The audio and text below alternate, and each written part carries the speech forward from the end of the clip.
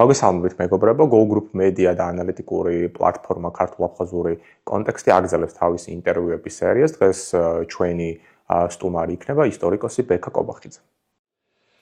მოგესალმებით ბატონო, პირველ რიგში ძალიან დიდი მადლობა რომ დათანხმდით ჩვენს მოწვევას. როგორც წესი ჩვენი ინტერვიუების სერია თქვენს თუ გინახავთ არ ვიცი რამდენიმე ინტერვიუ ამ ჩვენი სერიიდან ვიწროთ შეეხება კონფლიქტების თემას, ეს არის ჩვენი ძირითადი მიმართულება, თუმცა იმდენი რაღაცა ხდებოდა ისეთი გეოპოლიტიკური ცვლილებების ეპოქაში ვცხოვრობთ, პატარა კონტექსტივით რომ არ მიმოვიხილოთ რა ხდება ახლა ჩვენს თავს, ამის გარეშე ვერ ჩვენ შიდა საქმეებზე და ვერ ჩვენს კონფლიქტებზე ვერ ვისაუბრებთ. ერთ-ერთი ყველაზე მნიშვნელოვანი მოვლენა რაც ახლა რაზეც ყველა საუბრობს და რაც მიმდინარეობს, რა თქმა უნდა უკრაინის მოვლენებს შეეხება, ტრამპის სამშვიდობო ინიციატივას რამე მხრივ და რაიმე გზით დაასრულოს, თუნდაც ცირეხნით დაასრულოს ეს ომი უკრაინაში. როგორ შეაფასებით თქვენ ამ ყველაფერს, რაც ახლა მსოფლიოში ხდება და რას გვიქადის ეს ყველაფერი ჩვენ როგორც ერთ-ერთ აქტორს, ერთ-ერთ სახელმწიფოს? ხო, ტრამპი არ განეკუთვნება ამერიკის პოლიტიკოსთა იმ ჯგუფს, რომელიც თვლის, რომ ლიბერალური ინტერნაციონალიზმი საერთაშორისო ურთიერთობებში მნიშვნელოვანია და ამერიკა უნდა იყოს ამისი დარაჯი, მცველი, თქვა დემოკრატიის, სუვერენიტეტის პრინციპის, ტერიტორიული მთლიანობის უღრუობის პირიქით თვითონ ეს განცხადებები, რაც გრენლანდიაზე აქვს, ქმედებები არ ვიცით წინ არის თუ არა, მაგრამ ყოველ შემთხვევაში ვერბალურ დონეზე გრენლანდია იქნება ეს, პანამა იქნება თუ კანადა იქნება. ფაქტობრივად იმეორებს იმას, რასაც პუტინი ამბობს ხოლმე მის სამეზობლოზე, მათ შორის საქართველოზე და უკრაინის ტერიტორიებზე, ხო? ეს პრინციპულად ცვლის საერთაშორისო ურთიერთობებს. მეორე მხრივ ევროპა ხედავს, რომ უკრაინა მისი უსაფრთხოების მცველი არის და სანამ რუსეთი არ გადმოსცილებია უკრაინას, მანამდე ევროკავშირი როგორც ინსტიტუცია და ნატო როგორც ინსტიტუცია არიან დაცულები.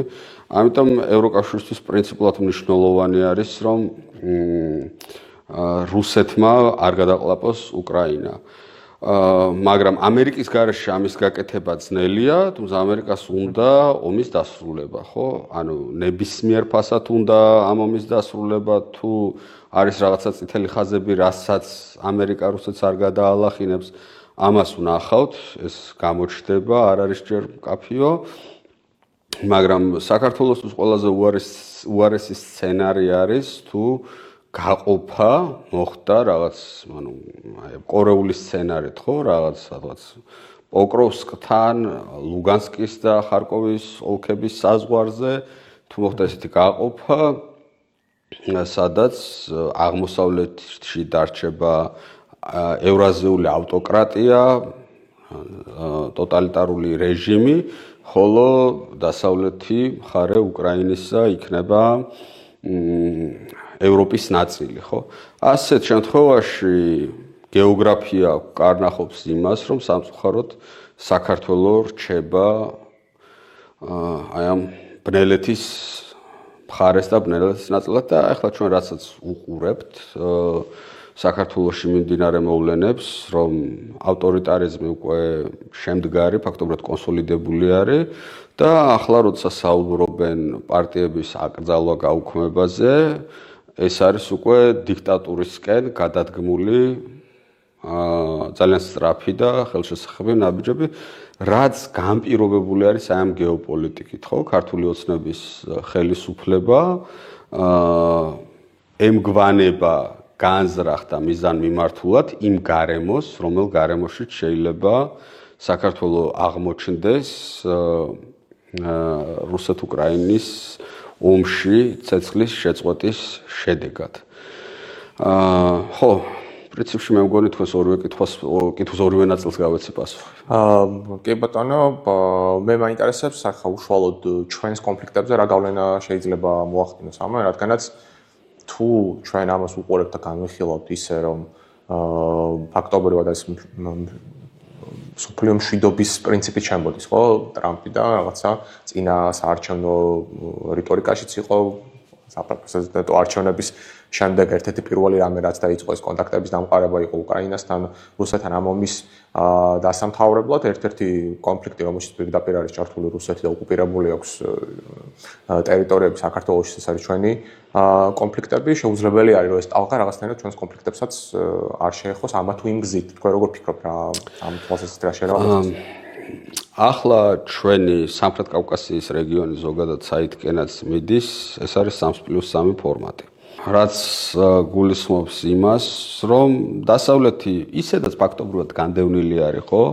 რეგიონიდან ჩვენ ვხედავთ, რომ აი ამ ამერიკაში ტრამპის მოსვლის შემდეგ ალიევმა დასავლეთის ფორმალური ყოფნის ბოლო ნაშთებიც ამოაგდო აზერბაიჯანიდან, ანუ წითელი ჯვარი იქნებოდა ეს თუ USAID თუ სხვები და სხვები, ესენი ამოძირკვა აზერბაიჯანიდან. ჩვენ ხედავთ ტენდენციებს საქართველოში რა მდგომარეობა არის, რომ არათუ ქართული ოცნება ხელს ვერავის ვერ ართმევს, არამედ უკვე საუბარი დაიწყეს იმაზე, რომ SWIFT-ის სისტემიდან რომ გაითიშოს საქართველოს რაღაცა ეროვნული პლასტიკური ბარათები დაერგდეს. ანუ ესეთი რაღაც მე ნანახი მაქვს 2022 წლამდე ლუგანსკის და დონეცკის სახალხო რესპუბლიკებში, სადაც იყო პლასტიკური ბარათები, რომელიც ამ ლუგანსკის და დონეცკის გარდა არსად არ მუშაობდა, ხო? რომ ანუ ამათ თანახება რომ ამისთვის ვართ მზად, ანუ ერთადერთი სომხეთი არის სახელმწიფო, რომელიც ცდილობს რომ აი against all odds რომ ეთქვიან ინგლისურად ყველა წინაღობის მიუხედავად იაროს დასავლეთისკენ და ევროკავშირში გაწევრიანებაზე მიიღეს გადაწყვეტილება მათ. ხო და აი ესეთი გარემო, ნუ თან ხედავთ ხო თურქეთშიც გვაქვს ჩვენ ფაქტობრივად დიქტატურის გაფორმების პროცესს უყურებთ თურქეთში. აქეთ არის ირანი. ნუ რუსეთი ხანგრძლივად იქნება დიდი ჩრდილოეთ კორეა, ესეთი პერსპექტივა. და ესეთ გარემოში, საიდანაც დასავლეთი და საერთაშორისო სამართალი განდევნილია, ეს რეგიონული სახელმწიფოები, თურქეთი, ირანი და რუსეთი დომინირებენ სამხრეთ კავკასიის რეგიონში და ფაქტობრივად აი ეს ჩვენი ოკუპირებული რეგიონებიც, აფხაზეთი და ცხინვალი, რომლებიც აქამდეც პრინციპში რუსეთის ექსკლუზივი იყო, ხო? და აი ახლა კიდევ უფრო მეტად, ახლა ქართული ოცნების leaderships გარკვეული ყალბი იმედები აქვს, მართლა აქვს ეს იმედები თუ რაღაც ეს უბრალოდ სალაპარაკო არის, მოსახლეობასთან სალაპარაკო თემა არის, რომ აი ამ მშვიდობიანი რეინტეგრაცია მოხდება ამ რეგიონებისა რუსეთთან დაახლოების შედეგად ეს სულ ცრუ და ტყუილი იმედები მგონია, რადგანაც რუსეთს აქვს ისტორიის თავისი ხედვა. ძალიან კონკრეტული ხედვა აქვს. რუსეთის ხედვით მან ეს ტერიტორიები მოიპოვა უბრალოდ. ხო, ნუ ისტორიის მანძილზე აფხაზეთი ააშენა რუსეთმა და აი 2008 წელს ცხინვალში იომა და ომით მოპოვებულს ეს რაღაცა საქართველოს არ დაუთმობს. ადრე იყო ხოლმე 90-იანებში რუსები ამბობდნენ ეს რამეს, რომ აფხაზეთი და სამხრეთ ოსეთი ერთ სახელმწიფოში შეიძლება იყვნენ მხოლოდ რუსეთის შემადგენლობაში. ხო, ანუ ასეთი რაღაც თეორიულად შესაძლებელია, მაგრამ ესე პრაქტიკულად რომ თუნდაც სატელიტი სახელმწიფო იყო და შენ რაღაც ამის გამო მოგცენ, ეს არ ჩანს.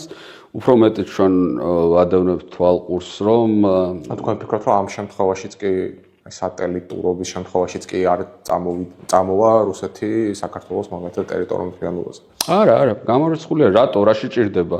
ანუ ასედაც და ისედაც დამორჩილებული ყავხარ და ანუ რაღაცის გაცემა, რაღაცის მიღების სანაცვლოდ ხო ხდება რა, ანუ შენ რას აძლევ, რომ იმან ეს ტერიტორიები დაგითმოს? ანუ რისი გარიგების საშუალება გაქვს? არც არაფერი. ახლა ჩვენ ხედავთ ხო, რომ ჟენევის მოლაპარაკებების ყოველი შემდეგი რაუნდის შემდეგ, როგორც ძველებურად ეს იყო, თქვა თუნდაც სააკაშვილის ხელისუფლების დროს, მიდის იგივე ზეწოლა, რომ საზღვრების დელიმიტაცია, ჭყალებში საზღვრების ცხინვალის რეგიონთან და აფხაზეთთან, დელიმიტაცია დემარკაციაზე დაიწყოს მუშაობა და ცეცხლის განუახლებლობის შეთანხმება დაიდოს აფხაზურ და ოსურ მხარესთან. ხო, ანუ აქ არაფერი არ შეცვლა, ახლა ჩვენ ვნახეთ ბჟანიას გადადგომის შემდეგ ინალარძიმბას დოკუმენტები, ხო, სადაც თითქოს რუსები წინასაარჩევნოდ ფორმალურ დათმობებს თხოვდნენ აფხაზებს ქართველებისადმი, რომ ქართულ ოცნებას სალაპარაკოები გქონოდა სალაპარაკო გქონოდა წინასაარჩევნოდ მოსახლეობასთან, რომ აი მათი პოლიტიკის შედეგად რაღაცა პოზიტიური დინამიკა არის. აფხაზებმა ეს არ დაუშვეს და ანუ რას ქვია ახლა აფხაზებმა არ დაუშვეს, ხო? რომ რუსები რო სათანადოდ მიაწვნენ აფხაზებს და ოსებს, რა ახლა ვის აქვს აქ იმის თავი, რომ რუსებს დაუდგეს. ანუ ესეთი შემთხვევები ჩვენ ადრეც გქონდა, ხო, როცა საქართველოს პატრიარქმა პირადად სთხოვა რუსებს, რომ თუ შეიძლება აფხაზეთში ჩავიდე, იმიტომ რომ ფიჭვინთის მიტროპოლიტი არის საქართველოს პატრიარქი და თუმცა რუსეთის მართლმადიდებლური ეკლესია ასეთად არ იხსენიებს მას. და რუსებმა აფხაზებს უთხრეს, რომ ქართველებმა ეს გთხოვესო და ეგებ შემოუშვათ საქართველოს პატრიარქიო. აფხაზებმა თქვეს არა და რუსებმა ამათ მოუბრუნდნენ და საქართველოს საპატრიარქოს როდინდელი ამბობს. ეს არის ჯერ კიდევ სააკაშვილის ხელისუფლება იყო თუ არ ვცდები. აი 15 წლის ამბავი იქნება ალბათ. ხო, ანუ რუსებმა ისე უთხრეს საქართველოს საპატრიარქოს, რომ არ გამოვა ამ საქმიდან არაფერი, რომ გეგონება რაღაც აი ზეწოლის ბერკეტი და მექანიზმი არ აქვთ აფხაზებთან მიმართებით, ხო? ანუ ესე რაღაცა ცრუ ილუზიური დამოკიდებულების შექმნა შეიძლება იყოს გარკვეულ ეტაპებზე, მაგრამ რაღაცა ტერიტორიული მთლიანობის ადგენა ნაკლებად. ანუ ეხლა საქართველოს რო იყოს, ვთქვათ, ისეთ გარემოში, რომ ხვალზე წევრიანდება ნატოში და ევროკავშირში და რუსეთი ამას ვერ აჩერებს, ასეთ შემთხვევაში რუსეთი შეიძლება კონფედერაციაზე ეფიქრა და ამ კონფედერატიული ერთეულებით დაებლოკა ეს ინტეგრაციის პროცესი, მაგრამ საქართველოს დაბლოკილი არის ისედაც ხო ქართული ოცნება არის ხელისუფლებაში და ეს ამ გზაზე ევროატლანტიკურ გზას საბოტაჟი აქვს უკვე გაწეული თვითონ თბილისში არსებული ხელისუფლების მხრიდან და რუსებს არ სჭირდებათ არაფერში რაღაცა ახალი გარიგებების მოგონება, ძალიან მშვენიერი სტატუს კვო აქვთ. ამ უკრაინის ომის ფონზე ძალიან საინტერესო პროცესები ვითარდებოდა თვითონ აფხაზეთში და ცხინვალის რეგიონში. ცხინვალის რეგიონზე ალბათ უფრო ნაკლებად აისახა ეს ამბავი გარდა იმისა, რომ საკმაოდ დიდი რაოდენობის მებრძოლი წავიდა სტატისტიკურად ცხინვალის რეგიონიდან, რასაც მეტყოლებს ასევე დაღუპულთა რაოდენობა, რომელსაც პირდაპირ სტატისტიკას არ ამბობენ. თუმცა აფხაზებმა შეგვიძლია პირდაპირ თქვათ, რომ ნაკლებად იომეს უკრაინის ომში, ნაკლებად წავიდნენ გარდა იმ 1-2 დაჯგუფებისა, რომელიც ისედაც უკვე 2014 წლიდან იბრძოდა დონბასში, პიატნაშკა და სხვა ახრაავიცბას ხალხი და გარდა ამისა, რუსეთმა უკრაინის ომის ფონზე, როდესაც მთელი თავისი გეოპოლიტიკა გადაალაგა, რა თქმა უნდა, უფრო მეტად მკაცრად მოკიდა ხელი კავკასიის რეგიონს და მათ შორის აფხაზეთსაც.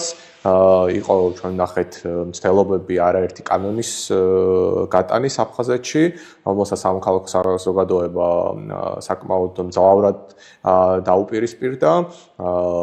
გარკვეული ტიპის ეკონომიკური სანქციებიც ვიხილეთ რუსეთის მხრიდან, მაგრამ ჯერჯერობით თითქოს რუსეთი ერთი მხრივ ზეწოლას ახდენს აფხაზეთზე.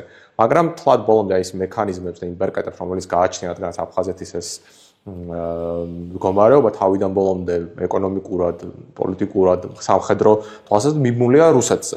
მაგრამ მიუხედავად ამისა, მაინც თითქოს რაღაცა ავტონომიურობის საშუალებას უტოვებს და სხვა გზებით, არაპირდაპირ არახისტი გზებით ცდილობს ამის მოსპობას, როგორც არის მაგალითად სამოქალაქო საზოგადოებაზე შეტევა. ახლა ეგრეთ წოდებულ ინოაგენტებად გამოცხადება აფხაზი ჟურნალისტები. აი ამ პოლიტიკაზე რა სიტყვით, რა ასაკეთებს რუსეთი უკრაინის ომის ფონზე აფხაზეთსა და ცხინვალის რეგიონში? ხო, რუსეთს რასაკვირველია სტატუს quo არ აკმაყოფილებს, რუსეთი იმპერია არის, ხო? მოდი დავიწყოთ აქედან, რასაც ის კავკასიაში აკეთებს, ეს არის კოლონიალიზმი, ხო? და რუსეთს უნდა აფხაზეთის კოლონიზაცია, ხო? ეს უნდა იყოს რივიერა, როგორც მოიხსენიებდნენ, ხო, ხშირად ამბობენ. აი როგორც სოვიეთ რივიერას როგორც. ხო, უნდა დაბრუნდეს ეს რივიერას სტატუსი. უნდა აითვისონ ეს რუსმა ინვესტორებმა ეს ბიჭვინთის აგარაკების თემა არ არის შემთხვევითი ამბავი, ხო? ანუ აქ ისტორიულ აპარტამენტების თემაც მაგალითად. ეს ისტორიულ მეხსიერებას მნიშვნელობა აქვს, ხო? ახლა ბიჭვინთა მართლა ულამაზესი არის და რა ვიცი, მართლა მარგალიტი არის, ხო? ამის დაბრუნება და მე მთელი ამ შავ ზღვის სანაპირო ზოლის კოლონიზაცია და ამის ყველაფრის ფულით ყიდვა.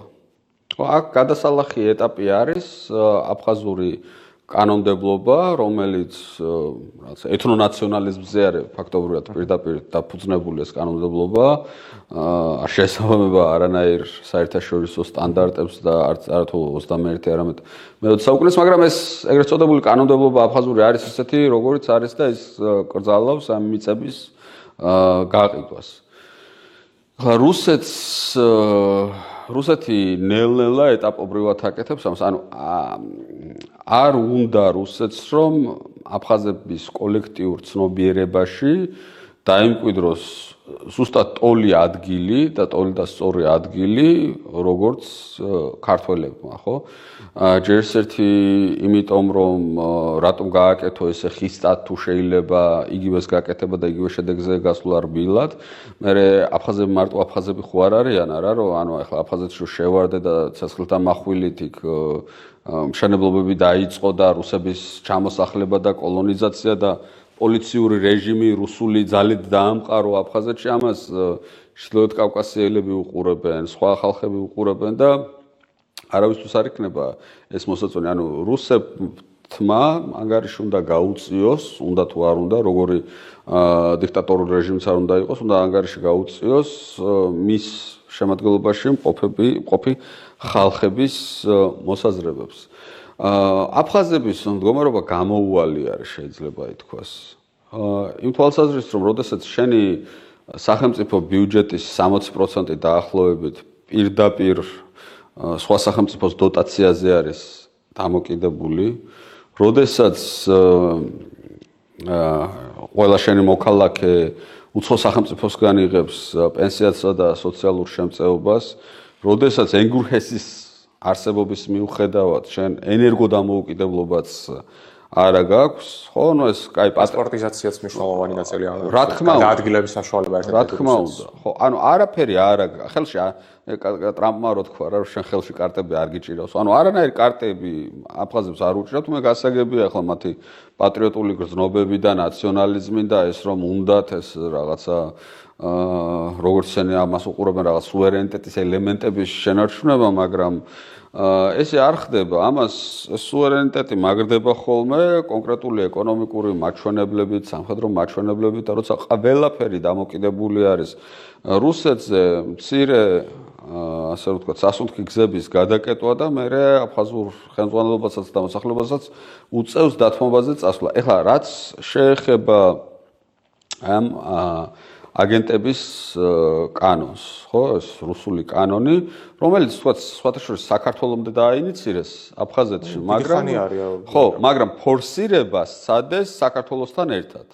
აი საქართველოში, ოკუპირებულ აფხაზეთში, ყირგიზეთში და რესპუბლიკა სერბსკაში ერთდროულად მოხდა 2024 წლის აპრილში ამისი ფორსირება. რატომ არის ეს ახლა მნიშვნელოვანი, ხო? რომ ვინ ტეხს განგაშს და ამბავს ამ რუსეთის მხრიდან ზეწოლის პირობებში, ხო? ისევ ის მედია, ისევ ის ორგანიზაციები, რომლებიც პირდაპირ არ არიან რუსეთის სახელმწიფოს ჯამაგირზე დამოკიდებულები. ხო, თუ ამ ხალხს მოიშორებ, გააჩუმებ, თან ძალიან მძიმე პირობებით არის ეს რედაქცია შესული, ანუ აფხაზური რედაქცია რუსული კანონისა ძალიან ძიმე ანუ ინდივიდებზე ვრცელდება. საბოლოო ვერსია ხო, ფიზიკურ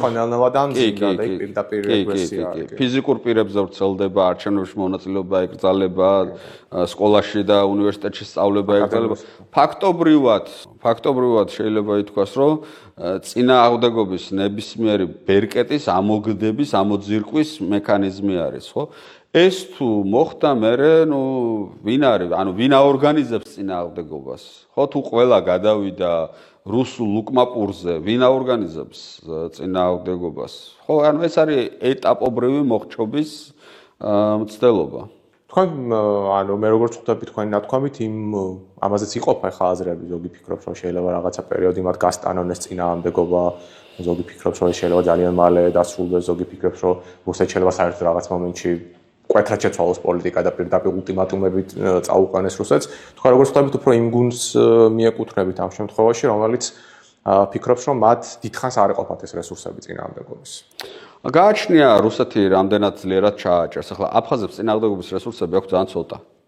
ხო, რამდენად მეტად ჩააჭერს, ახლა რაც შეეწირა ბჟანია, ხო? ბჟანია ამ საკითხებს შეეწირა მთლიანად ინვესტიციების თემას, რომელიც სხვათა შორის ეს ინვესტიციების საკითხი იმით იყო საინტერესო, რომ თუ სხვა თემების დროს ეს ადამიანები, სამოქალაქო აქტივისტები, ვიზას თქვენ იზაუბრეთ, ჟურნალისტები, ექსპერტები საკმაოდ აქტიურობდნენ და ხალხთან ხმა მიქონდათ, რატო შეიძლება ესე თუ ის კანონი დამაზიანებელი ყოფილიყო აფხაზეთისთვის და ადგილობრივი მოსახლეობისთვის, ეს ინვესტიციების თემა იყო ისეთი საკითხი, სადაც ადგილობრივ ბიზნესსაც მაინც და მაინც პოლიტიკით შეიძლება არ ყოფილიყვნენ დაინტერესებული, მაგრამ ადგილობრივ ბიზნესსაც შეეშინდა, რადგანაც ძალიან უპირატეს მდგომარეობაში ჩააყენებდა ეს ბიზნესი, ეს გადაწყვეტილება რუსულ ბიზნესს. თქვათ რა ვიცი, ერთ აფხაზ ადამიანს ბიზნესმენს აქვს გახსნილი რესტორანი, მეორე რუსი გაუხსნით გვერდზე, ამ რესტორანში იმ რესტორანში ის გადასახადებს არ იხდის არანაირს და მეორე ელემენტარული თავისუფალი ბაზრის პრინციპებით დაიძირება აფხაზურის და ამისაც შეეშინათ ამანაც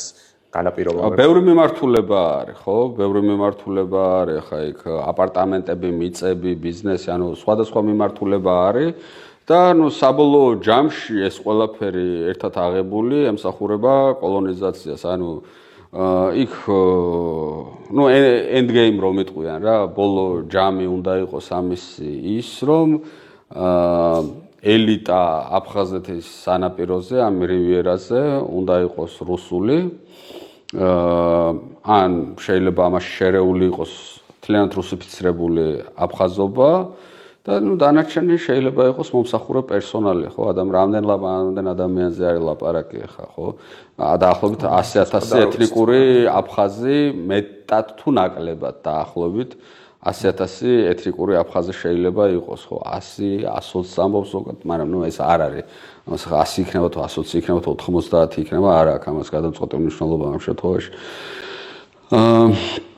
ხო, ანუ ძალიან კონკრეტული და მე როგორც ისტორიკოსი რო ვკითხულობ ხა მეფის რუსეთის დროინდელ პოლიტიკას, დამოკიდებულებას აფხაზეთისადმი, ანუ საერთოდ ან გონში არ მოსდიოდათ ხა მაშინ რომ ეს აფხაზეთი არის საქართველო, ხო და უყურებენ რომ ეს ყოველთვის არასდროს არ ყოფილა საქართველო, როგორც პრინციპში რუსები და აფხაზები ერთ და იგივეს ამბობენ ამ შემთხვევაში, მაგრამ რუსები ამატებენ, ანუ აფხაზებთან ამბობენ რომ ეს არის ჩვენი მიწა, რუსებისთვის ეს არის ასეთ მოპოვებული კოლონია, სადაც მათ ააშენეს რაღაცა შექმნეს ინფრასტრუქტურა და აქვთ ლეგიტიმური უფლებები. ახლა თქვენ თვითონვე გადახვედით ამ თემაზე პრინციპში და დაუბრუნდეთ თქვენს პირვანდელ თქვენს თავარი პროფესიას, აქამდე ახლა რაღაც უფრო პოლიტოლოგიური შეფასებები იყო, რაზეც ვისაუბრეთ. აფხაზეთის თემაზე ერთ-ერთი ყველაზე გახმაურებული ამბავი იყო თქვენს გარშემო, როდესაც თქვენ Facebook-ზე გამოაქვეყნათ ერთი წელი იქნება ალბათ, ხო, დაახლოებით გასული ამის შემდეგ, ხო, შეიძლება მეტიც. ჩვენ მაშინ გვინდოდა თქვენი მოწვევა სამწუხაროდ საქართველოში არ იმყოფებოდით და ვერ მოგიწვიოთ, თუმცა სხვა ადამიანებს ვასაუბრეთ ამ თემაზე, რადგან დიდი აჟიოტაჟი გამოიწვია. დაახლოებით შინაარსი ის იყო თქვენი პოსტის, როგორ გაუცხოვდა აფხაზეთი და აფხაზი ხალხი საქართველოსადმი, სადაც ისტორიული თვალსაზრისით მოკლე პოსტი იყო, მაგრამ Facebook-ისთვის საკმაოდ ხანგრძლივი ვრცელი პოსტი იყო. სადაც თქვენ მიყევით ეპოქა და ასე ვთქვათ, რა მოხდა, რა დროს მოხდა, როგორ მოხდა ეს პროცესები. ერთი მხრივ მე არ ვფიქრობ, რომ ეს პოსტი აფხაზებისთვის დიდად მოსაწონი იყო, იმიტომ რომ მან საერთოდ არ იყო ამაზე ამ მხრივ პრო-აფხაზური ელემენტები ამ პოსტში, მაგრამ მეორე მხრივ ეს პოსტი უპირისპირდებოდა ასევე ქართულ ისტორიოგრაფიაში გავრცელებულ გარკვეულ ნარატივებს. ერთი მხრივ ორი კითხვა მაქვს ამასთან დაკავშირებით. ერთი თქვენ რამ გიბიძგათ ამის დაწერა, რატო ჩათვალეთ, რომ ეს იყო დროული, ან რატო ფიქრობთ, რომ ეს დისკუსია საერთოდ დროული იყო და მეორე რას ფიქრობთ აი ამ გამოხმაურებაზე, რამდენიმე კვირის განმავლობაში ისტორიკოსთა და არა მხოლოდ ჟურნალისტი, კომენტატორი, არავინ არ დარჩენილა, ვინც ამ თემას არ შეეხო, ხალხმა პირადი პარტიული პრეფერენციებიც კი დაივიწყა და რა ვიცი, პირობითად კოცინაცი ერთ მხარეს დადგა და ნუ აი მთელი დიდი აუზაური გამოიწვია ამ ამბავმა. და რატომ არის თქვენი ეს საკითხი დღემდე ასეთი მგზნობიარე ქართველებისთვის? ხო, რა თქმა უნდა, ჩვენ ქართველებს გვაქვს რაღაცა ჩვენი ისტორიის grand narrative რომ ეთქვენ, ხო, დიდი ნარატივი რაღაც, რაც ყველას სჯერა, ანუ უმრავლესობას სჯერა და ეს რაღაცა ეთქვათ იდენტობაზე არის ეს ამბავი გადამული. ეს ნარატივები შექმნილი არის, არ არის რაღაცა ფარნავაზეს და დავით აღმაშენებლის დროს შექმნილი, ეს არის საბჭოთა დროს არის ბევრი რამ შექმნილი. ხა ჩვენ რო ავიღოთ ეს წიგნი დაპატიმრებული ისტორიას რო უწოდებენ, ანუ საქართველოს ისტორია, რომელიც დაიწერა 1953 წელს, უკვე მაშინ პერიოდისთვის გარდაცვლილი ივანე ჯავახიშვილის, სიმონ ჯარნაშიასა და ნიკო ბერძენიშვილის ავტორობით, ხო? საქართველოს ისტორია უძველესი დროიდან 19 საუკუნემდე. ეხლა ეს წიგნი რო დავიდოთ 53 წელს, თან დადასტურებული ფაქტია, რომ ეს წიგნი დაარედაქტირა სტალინმა პირადად. ეს წიგნი რო წავიკითხოთ და წავიკითხოთ ეხლანდელი ისტორიის ჩვეულებრივი სახელმძღვანელოები, ეხლა რას წერენ ისტორიკოსები. სრული კორელაცია არის ერთმანეთში, ხო? ანუ მე-19 საუკუნეზე მე-19 საუკუნეზე ეს ავტორები განზრახარ შეეხნენ, იმიტომ რომ საბჭოთა დრო არის, მე-19 საუკუნეში უკვე რუსეთი შემოდის და სხვა ნარატივები ვრცელდება, მაგრამ მე-19 საუკუნემდე აი ეს დამკვიდრებული ნარატივები საბჭოთა პერიოდში დამკვიდრდა. პრინციპში პროფესიული ისტორიოგრაფია საქართველოში ვითარდება, ან ჩვენამდე ჩანასახები გვაქვს, მაგრამ საფუძვლიანად ვითარდება საბჭოთა დროს. 1921 წლამდე პროფესიული ისტორიოგრაფია ჩანასახოვან პოზიციაში იყო საქართველოში. ხო და ჩვენ უნდა გავითვალისწინოთ ასევე საბჭოთა აი ამ როცა ამას ვკითხულობთ, რომ რატომ არის ეს სენსიტიური, უნდა გავითვალისწინოთ საბჭოთა ეროვნული პოლიტიკა, ხო?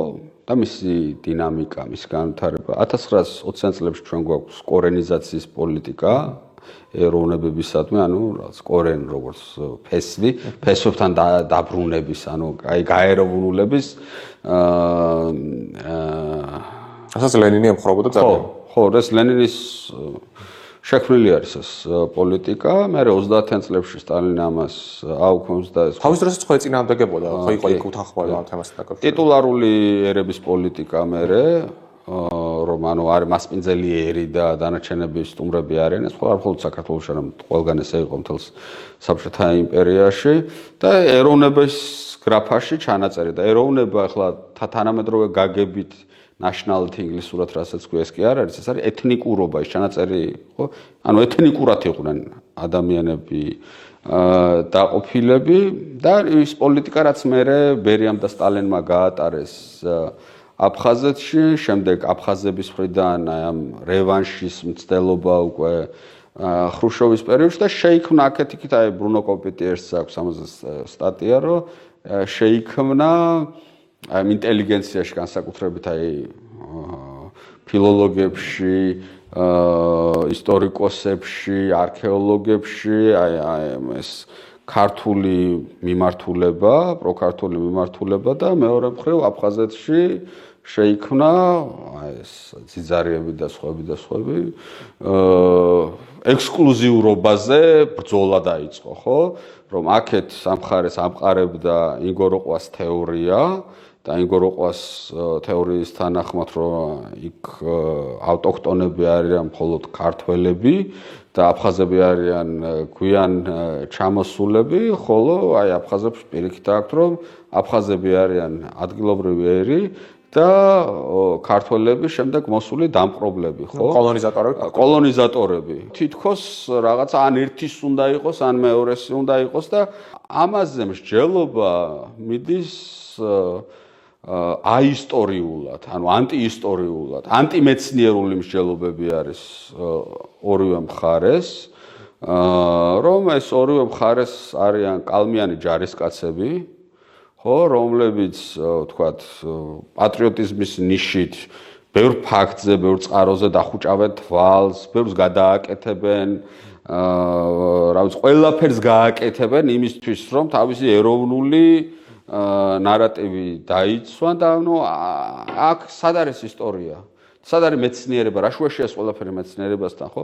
მე პოლიტიკოსი არ ვარ, ხო? მე რო პოლიტიკოსი ვიყო, საერთოდ არ დავწერდი იმ ბლოგს. ხო, მე ვარ ისტორიკოსი და მე რასაც ვთვლი, რომ სიმართლეა და როგორც მე უყურებ ამ ისტორიას, დავწერე ისე, ხო? ანუ არანაირი პოლიტიკური პასუხისმგებლობა მე არ მაქვს ამ შემთხვევაში და არანაირი შერჩეული დროის მონაკვეთი არ მქონია, რომ აი ახლა ეს შევარჩიე, რომ რაღაცას დავამთხვიე. არაფერზე არ დამამთხვევია, უბრალოდ იმდენი სიგიჟე არის გარშემო. აი ამ ისტორიკოსთა უმების შედეგად, სასაცილომდე, აი კურიოზულ მაგალითებამდე მისული შემთხვევები, რომ რაღაცა ვიღაცამ საღიაზრო უნდა თქვას, ხო? ანუ რეაქცია მე რასაც დავაკვირდი იყო ის, რომ აი ეს აი ამ ნაციონალისტურ ისტორიოგრაფიაზე გაზრდილი ტიპები აფეთქდნენ საქართველოში და სხვათა შორის აი ხალხი, რომელიც თქვათ, აი ამებს, აი როგორი ხალხი იცი, რომ არც დიქტატურის დამყარებაზე არ აქვს საქართველოში პრობლემა, არც იმაზე, რომ ლავროვი გვაქებს, არაფერზე არ აქვს საერთოდ პრობლემა, მაგრამ აი ბექა კობახიძემ რო დაწერა აფხაზეთზე რაღაცა, აი თითქოს ამით რაღაც სამყარო იცვლებოდა, ხო? მეორე მხრივ აფხაზების მხრიდან იყო სიჩუმე, ძირითადად მე რამდენადაც ვიცი, ძალიან ბევრმა წაიკითხა იქ, მაგრამ გამოხმაურებისგან თავის ითარგმნა რუსულადაც ინგლისურად. კი. გამოხმაურებისგან შეიკავეს თავი, იმიტომ რომ როგორც თავად აღნიშნეთ, ეს არანაირად არ ყოფილა პროაფხაზური ბლოგი და უამრავი გამოხმაურება მქონდა, რადგანაც ეს ითარგმნა ინგლისურადაც, უამრავი გამოხმაურება მქონდა დასავლელი კოლეგებისგან, ისტორიკოსებისგანაც და არა ისტორიკოსებისგანაც და ზოგადად გამოხმაურებების შინაარსი იყო ასეთი, რომ როგორც იქნა ვიღაცამ საღი აზრი დაწერა. ხო, ესეთი იყო. მაგრამ როცა ეს კონფლიქტი ესე მწვავე არის და საღაზრს ვცდილობ რომ გააჟღერო, ასეთ შემთხვევაში საღი აზრი არავის არ აინტერესებს, ანუ აქ სიმართლე არავის არ აინტერესებს, აქ ორივე მხარეს აინტერესებს ვისი აფხაზეთი, ხო და არა ის ისტორია როგორც იქ იყო და მე იყო რაღაცა მცდელობები ამ ნაციონალისტებს შორის, რომ აი რაღაცა აი მიკრო დეტალი, აი ვთქვათ გიორგი შარვაშიძე მიცოდა თუ არ იცოდა ქართული ენა, აი თითქოს ეს არის გადამწყვეტი ამ ბლოგში და ეს განსაზღვრავს ამის შინაარსს და ნუ რაღაცა პატარა დეტალებზე გამოკიდება და ხო, ნუ რაღაც ნუ გასაგებია ხა ისტორიკოს და მეცნიერი იმისია რომ მას სიმართლის თქმა უნდა შეეშინდეს მე ახლა არ ვამბობ რომ ჩემი სიმართლე არის ერთადერთი ჭეშმარიტება და ეს არის რაღაცა ღვთიურად გადმოვლენილი 10 მცნებასავით რომლის შეცვლა არ შეიძლება. არა, მე უბრალოდ თავის შემიძლია დავდო იმაზე, რომ დავწერე ის, რასთანაც მე 100%-ით გულსფელი ვარ. რაცშიც მე დარწმუნებული ვარ, რომ არანაირ კონიუნქტურას არ მოვრგები ვარ და გამოვიყენე ჩემი ცოდნა და პროფესიული უნარები ყოველგვარი კონიუნქტურისა და სიმართლისგან გაქცევის დამალვის გარეშე. ეს რამე ტიპის მონოგრაფიის დაწერას ხომ არ აპირებთ ამ თემაზე, რადგანაც ესეთი ის გამოიწვია. უკვე არა ბლოგის ტიპის, არამედ კონკრეტული იმის. არა, ნუ ეხლა აფხაზეთზე მე ცალკე მონოგრაფიის დაწერას არ ვაპირებ, თუმცა ჩემს მომდევნო მომავალ წიგნში ერთი ეპიზოდი, ერთი მსხვილი ეპიზოდი აფხაზეთის შესახებ იქნება. ეს რომ საზოგადოება არ აღმოჩნდა ამისთვის მზად და ჩვენ პრინციპში ეს დიდად მოულოდნელიც არ ყოფილა რომ საზოგადოება ამისთვის არ აღმოჩნდა მზად, იმიტომ რომ ჯერ ერთი კონფლიქტი საკმაოდ ისტორიული თვალსაზრისით ახლახანს მომხდარია ამ კონფლიქტ დაზარალებული ადამიანები დღემდე ცოცხლები არიან ამ კონფლიქტის კონფლიქტი მოუგვარებელი არის და ყოველდღიური უსაფრთხოების პრობლემას ქმნის და ნუ მრავალი მიზეზი არის რატომაც აი ესეთი ტიპის განხილვისთვის ღიაობა არ აქვს საზოგადოებას, მაგრამ როგორც წესი